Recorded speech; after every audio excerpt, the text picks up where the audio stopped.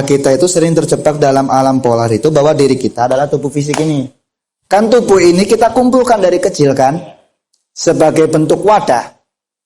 Jadi gunakanlah wadah yang sudah diberikan ini untuk kita memberikan kebermanfaatan di muka bumi. Apakah wadah ini diri kita? Ya enggak.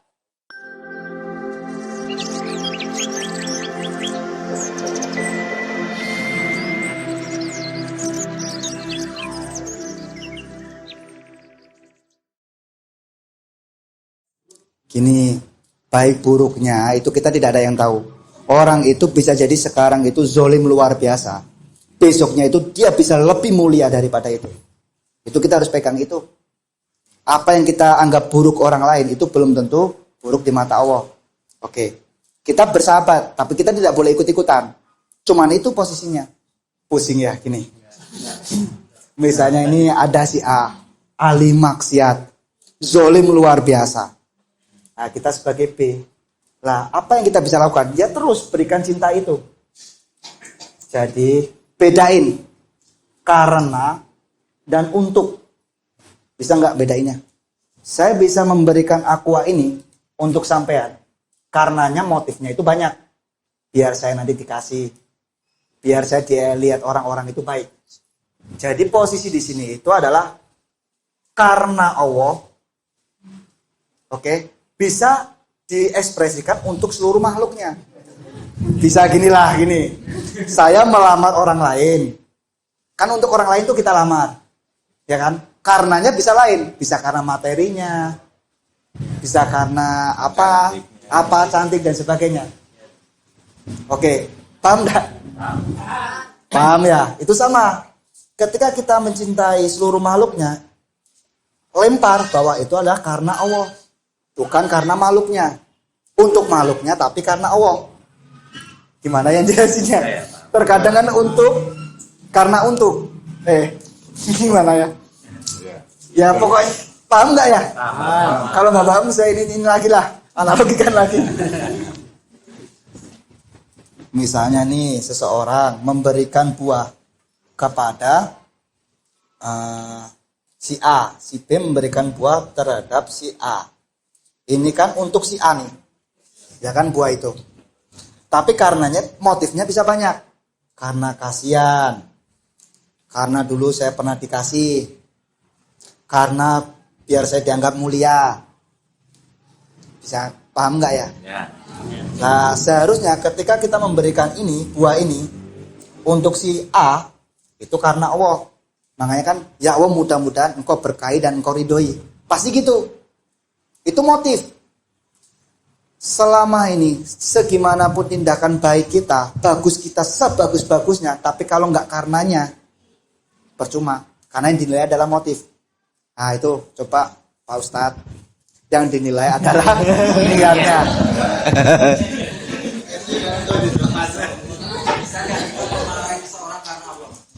Bisa. Tapi marahnya nggak boleh ke dalam. Ini tubuh kita. Ada wilayah internal intim. Hanya ada saya dan ia. Engkau adalah rahasiaku dan aku adalah rahasiamu. Ini wilayah intim. Nggak boleh diganggu oleh siapapun. Marah boleh asal di sini. Tapi di dalam hati nggak boleh. Bisa nggak kita seperti itu? Boleh marah. Boleh sebel. Tapi harus di luar diri. Asal jangan di posisi diri. Ya, hati ini harus dipenuhi olehnya. Jarak aku dengan hambaku itu 1 atau setengah bujur panah, cari itu. Oke, untuk menambah ini sebelum kita rehat kita minta yang wanita dulu untuk bertanya. Kayaknya dari tadi kan pria semua ini. Ini ada Mbak Ihda, silakan maju ke depan tadi yang mau bertanya untuk mewakili. Bismillahirrahmanirrahim. Assalamualaikum warahmatullahi wabarakatuh. Waalaikumsalam. Saya sebelumnya itu dulu tertarik dengan kata-kata saat saya menjadi penyiar radio. Setiap penutup acara itu ada kalimat kenali dirimu untuk mengenal Tuhanmu. Cara pandang dulu itu mengenali diri itu yang bagaimana itu saya kurang tahu. Saya mikirnya saya tuh anaknya siapa, terus hobi saya apa, Terus yang masih dasar dan cetek gitu loh. Terus saya mikir, terus saya kenalnya Tuhan dari mana gitu loh. Dengan cara gimana saya mengenali diri saya. Terus kesini lagi, itu udah lama udah kayak nggak kepikiran lagi gitu. Pas akhir-akhir ini ketemu sama channelnya Kang Diki Zainal Arifin kalau nggak salah ya. Itu juga mengatakan move in dulu sebelum move on. Disuruh melihat diri dulu sebelum kita. Saya mikir lagi, kenali dirinya itu seperti apa. Saya belum tahu cara untuk mengenali diri sendiri itu dengan cara bagaimana. Ya konsepnya lebih gitu, harus melakukan apalah istilahnya. Haruskah saya meditasi, haruskah saya ke apa ya, yang biasanya ada yang kartu tarot yang apa istilahnya ngasih tahu ini potensinya ini atau ya lebih kurang lah kayak gitu. Jadi masih belum tahu cara untuk mengenali diri sendiri. Tadi ke alam singular sama ini tadi, apakah orang yang sudah sampai ke alam singular itu bisa dikatakan bisa ketemu sama Tuhannya gitu Mas? Apa sudah dikatakan seperti itu? Apakah di situ juga kan sebelum kita ditakdirkan di bumi itu katanya kita sudah membuat perjanjian gitu ya. Jadi sudah kalau di alam situ apakah kita teringat atau gimana ya gambarnya? Jadi kita tahu dulu itu kita pernah berjanji gitu. Katanya kalau orang Islam itu bersyahadat gitu. Tapi kalau belum menyaksikan berarti kita pura-pura gitu katanya. Jadi untuk menjawab itu Mas Ari saya kurang lebih seperti itu lah Mas. Kalau saya masih tingkatnya masih dasar, belum advance sama daripada teman-teman. Jadi ya gitulah Mas. Begitu ya. Assalamualaikum warahmatullahi wabarakatuh. Ternyata sama-sama berat juga. Silakan Mas Ari. Ya kalau lautan itu semakin dasar semakin dalam. Kalau kita memahamin, kita kan nilai awal penciptaan di sini nih, di singular.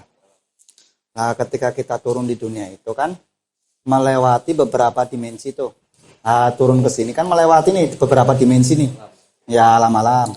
Di kitab ini ya Sirur Arsor ya, yang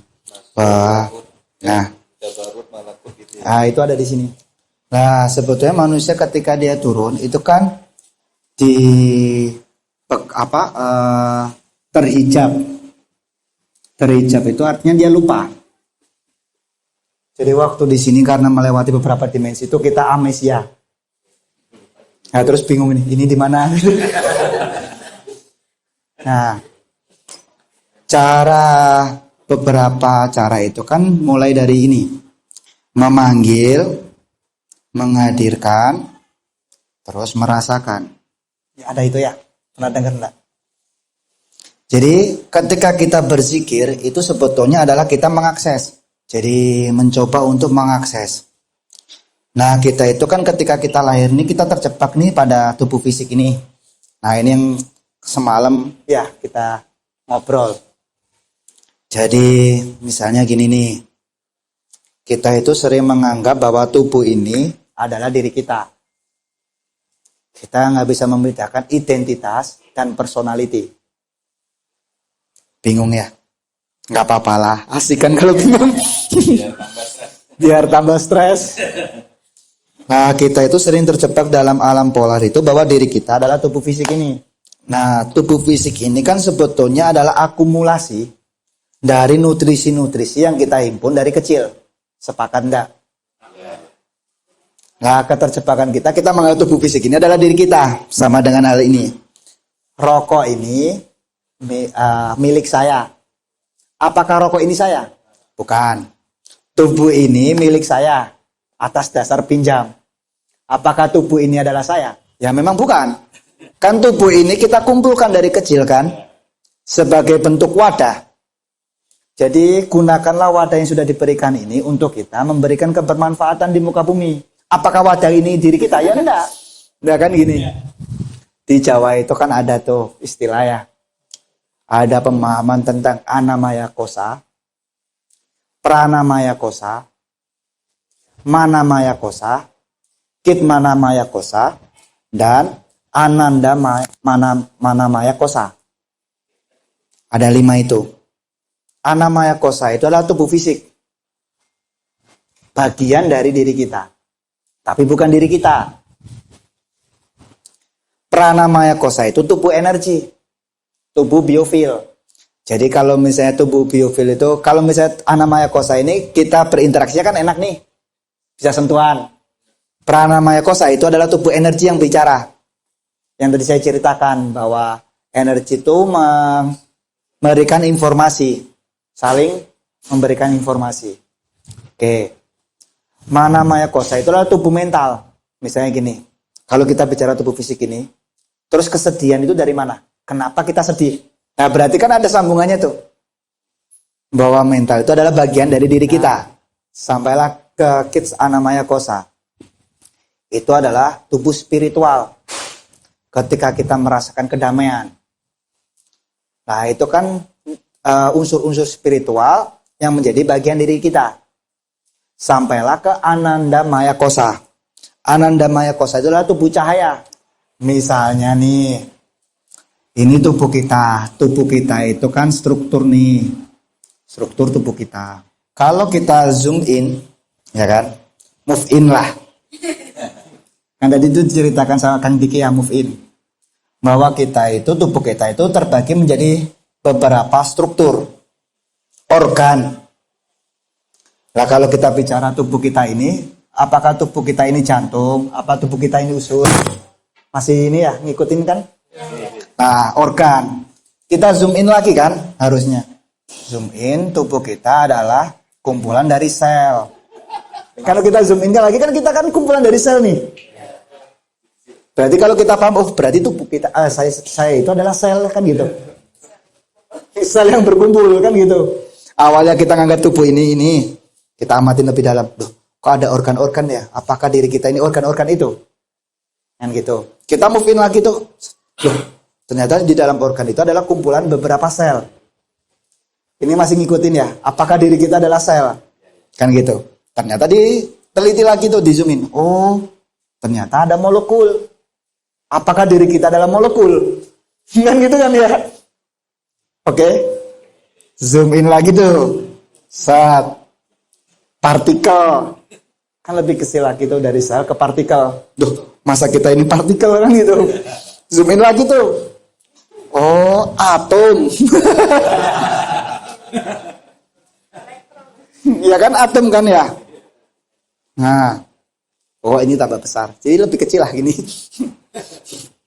Nah, ketika kita zoom in lagi, atom itu ada proton, elektron, neutron. Ya kan? Apakah kita ini gitu?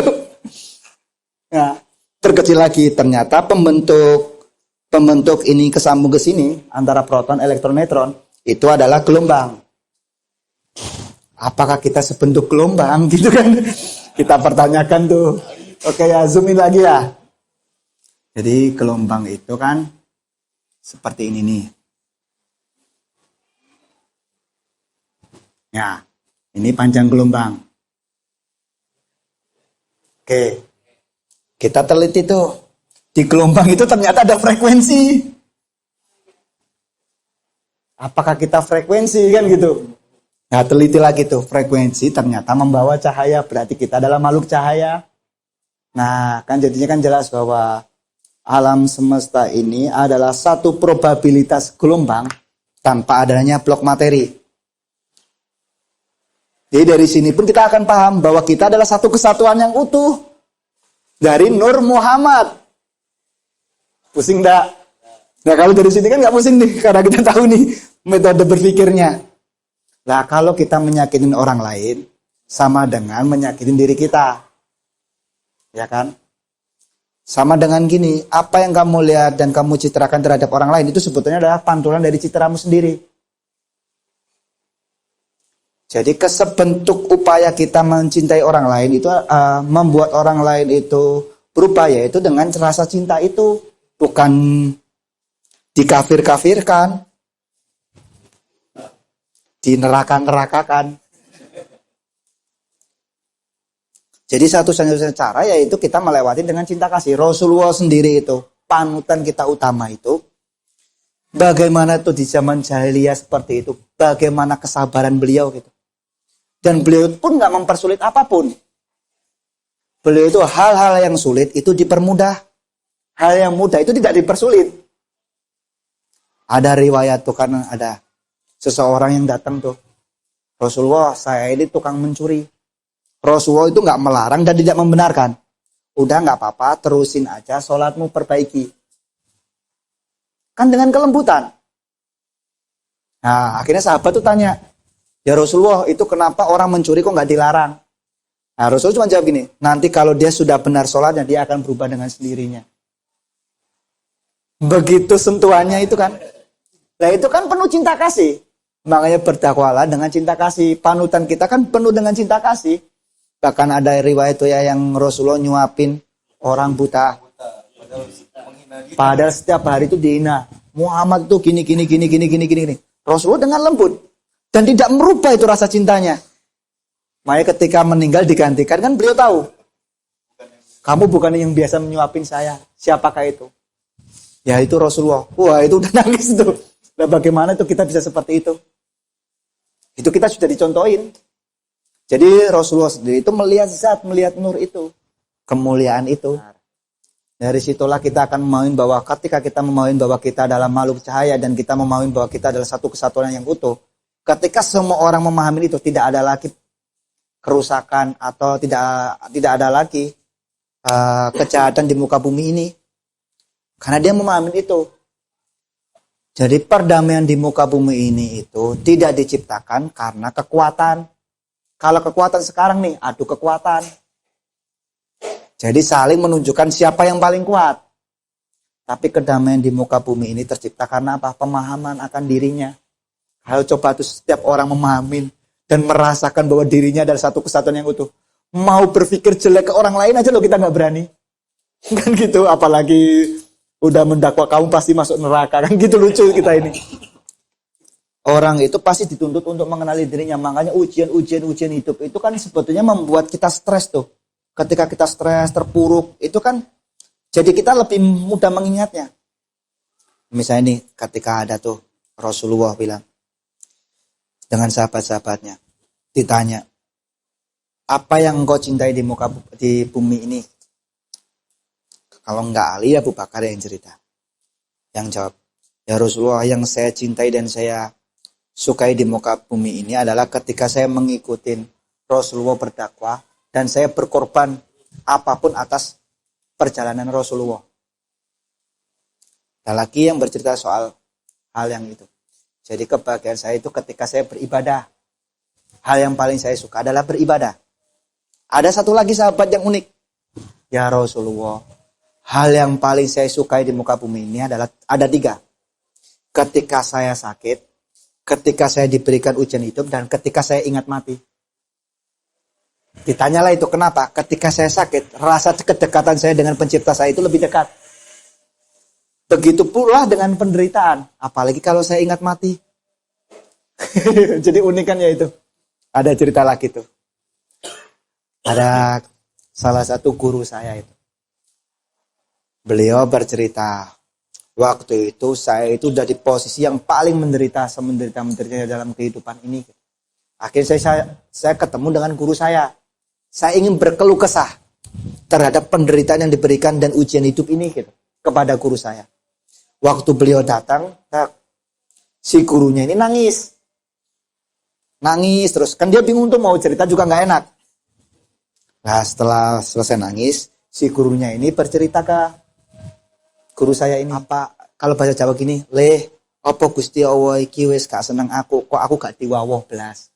Bahasa Indonesianya gini, leh apa Gusti Allah ini sudah tidak sayang saya, kok tidak hadir dalam satu hari ini, tidak merasakan kehadirannya satu hari ini. Terus ditanyalah sama guru saya, loh kenapa mbah, kok hari ini saya tidak dapat ujian sama sekali, apa Gusti Allah sudah tidak sayang saya? Bayangin itu, cuma saya langsung, guru saya itu langsung, udahlah saya pulang gitu. Berarti Allah masih sayang saya gitu. Iya, karena si guru ini merasakan dia tidak diuji sehari ini. Berarti Allah apakah sudah tidak sayang saya? Dan sedangkan guru saya yang ini diuji terus. Dan dia menganggap Allah itu tidak sayang kan gitu. Nah, hal-hal itu yang harus dimunculkan ke teman-teman. Kita itu harus kusnudon terus. Harus berprasangka baik. Harus ridho lah terhadap apapun yang diberikan oleh Allah. Nah, makanya kan gitu. Kita itu bisa merasakan kenikmatannya. Udah lebih daripada cukup. Kan makanya itu ketika Sayyidina Ali tanya, bagaimana engkau menyembah Tuhan yang tidak kamu lihat? Aku menyembahnya. Aku melihatnya dengan hati saya. Gitu. Jadi apakah seseorang ketika di singular itu bisa apa? Kok apa? Bisa bertemu? Ya, mungkin ya. Saya juga nggak berani ini. Kan bertemunya kan juga beda-beda kan, nggak bisa disamaratakan. Makanya di situ kan wilayah sensitif, nggak bisa diceritakan. Jadi kan ada istilah banyak orang-orang sekarang itu hidup tapi dia mati. Jadi kayak mumi tanpa nyawa. Jadi ibarat wayang bergerak-bergerak sendiri, nggak ada ruhnya.